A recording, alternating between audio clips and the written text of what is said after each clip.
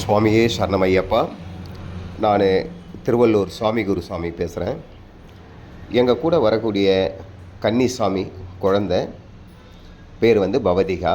அவங்க வீட்டில் நாங்கள் போட்ட இந்த பூஜைக்கு பார்த்திங்கன்னா எங்கள் கூடயே வர இன்னொரு சாமி இமை சாமி அப்படின்னு சொல்லிட்டு அவர் அழகாக விநாயகர் செஞ்சார் மஞ்சள்லையே.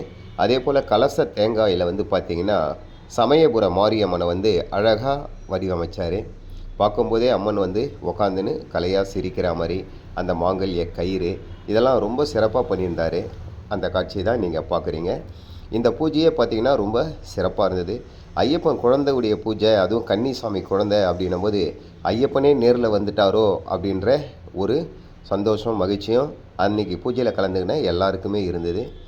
பாருங்கள், ஒரு எளிமையான முறையில் தான் அலங்காரம் பண்ணியிருக்கோம். அந்த எளிமையான முறையில் அலங்காரம் பண்ணியிருந்தாலும் அதில் ஐயப்பனுடைய வடிவமும் சக்தியுடைய வடிவமும் ரொம்ப சிறப்பாக தெரியுது. சுவாமியே சரணம் ஐயப்பா. பஜனைகள்லாம் ரொம்ப சிறப்பாக நடந்தது. எங்கள் கூட அலங்காரம் பண்ண சுவாமிகளுக்கெல்லாம் நாங்கள் நன்றியை தெரிவிச்சுக்கிறோம். சுவாமியே சரணம் ஐயப்பா. சுவாமியே சரணம் ஐயப்பா. இந்த பூஜையுடைய ஒரு தனி சிறப்பு என்ன அப்படின்னு பார்த்தீங்கன்னா, இந்த பூஜையில் ஐயப்பன் கலந்துக்கிட்டதுக்கு உண்டான நிறைய சிம்டம்ஸ் எங்களுக்கு தெரிஞ்சுது. ஐயப்பன் வந்தார் அப்படின்ற ஒரு உணர்வு எங்களுக்குள்ளே ஏற்பட்டது. நாங்கள் ரொம்ப உள்ளத்தில் பூரிப்பும் மகிழ்ச்சியும் அடைஞ்சோம். இப்படிப்பட்ட பூஜைகள் நாங்கள் வருஷத்தில் நிறைய பூஜைங்க பண்ணுறோம். ஆனாலும் ஒரு சில பூஜைகளில் இந்த மாதிரி ஒரு அமைப்பு ஏற்படுது. அது ஐயப்பனுடைய கருணையால் ஏற்படுது அப்படின்றது எங்களுக்கு மகிழ்ச்சியை கொடுக்குது. ஐயப்பனை நாங்கள் இந்த மாதிரி பூஜைகளில் உணர்கிறோம்.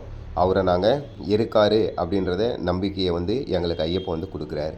சுவாமியே சரணம் ஐயப்பா. பாருங்கள், இப்போ நான் அம்மனை நெருக்கமாக உங்களுக்கு காட்டுறேன். அம்மன் எவ்வளோ அழகாக இருக்காங்க அப்படின்றத பாருங்கள். அம்மனுக்கு பார்த்திங்கன்னா அந்த இமை சாமி குங்குமத்திலேயே அம்மனுக்கு வஸ்திரம் சாத்தியிருக்காரு. அதே போல் விநாயகர் பாருங்கள், மஞ்சள் விநாயகர் எவ்வளோ அழகாக பிடிச்சிருக்காரு, அந்த உருவத்தை எட்டுன்னு வந்திருக்காரு அப்படின்னு சொல்லிட்டு அம்மனுக்கு வஸ்திரம் சாத்தந்து மட்டும் இல்லாமல் ஒரே ஒரு நூல் எடுத்து அழகாக ஒரு மாங்கல்யத்தை அவர் அம்மனுக்கு சாத்தியிருக்காரு. அதே போல் அந்த உதிர்த்த பூங்களை வச்சு அம்மனுக்கு ஒரு சாத்துக்குடி மாலைன்னு சொல்லுவாங்க, அந்த மாதிரி சாத்துக்குடி மாலையை அவர் சாத்தனா மாதிரி பண்ணியிருக்காரு. மாங்கல்யம் பாருங்கள் எவ்வளோ அழகாக இருக்குது. ஒரே ஒரு நூலில் அழகாக மாங்கல்யத்தை உருவாக்கியிருக்காரு. அம்மனுக்கு விபூதி பட்டை, காலில் கொலுசு, அந்த புடவையில் ஒரு டிசைன் பண்ணியிருக்காரு. பாருங்கள் எவ்வளோ அழகாக இருக்குதுன்னு சொல்லிட்டு. எல்லாமே சுவாமி மேலே இருக்கிற பக்தி இதனால் தான் இதெல்லாம் வருது.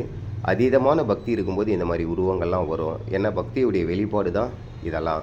பாருங்கள், நாங்கள் ஒவ்வொரு பூஜையிலையும் ஐயப்பனை உணர்கிறோம் அப்படின்னு சொன்னோம் இல்லைங்களா. ஐயப்பனை நாங்கள் கண்டிப்பாக உணர்கிறோம். அவர் இருக்கார், அவர் வராரு அப்படின்றது எங்களுக்கு நல்லா தெரியுது. நீங்கள் கூட நிறைய பூஜைகளில் கலந்துக்குங்க. அப்படி கலந்துட்டிங்கன்னா கண்டிப்பாக ஐயப்பனை நீங்கள் உணர்வீங்க, ஐயப்பனை அனுபவிப்பீங்க. அதனால் சுவாமிமார்கள்லாம் கண்டிப்பாக ஐயப்ப பூஜையில் கலந்துங்க. அம்மன் பாருங்கள், பார்க்க 1000 கண் வேண்டும் அப்படின்வாங்க.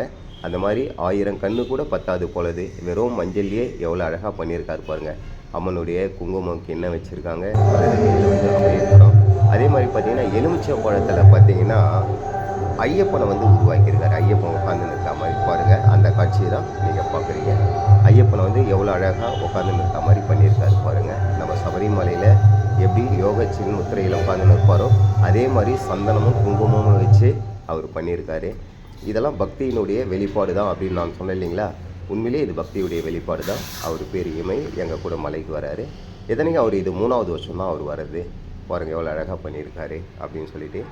இதெல்லாம் பாருங்கள் அலங்காரம் பண்ணியிருக்கோம். இந்த அலங்காரம்லாம் பாருங்கள் எப்படி இருக்குது அப்படின்னு சொல்லிட்டு. இது எளிமையான முறையில் பண்ணுற அலங்காரம் தான். சுவாமியே சரணம் ஐயப்பா.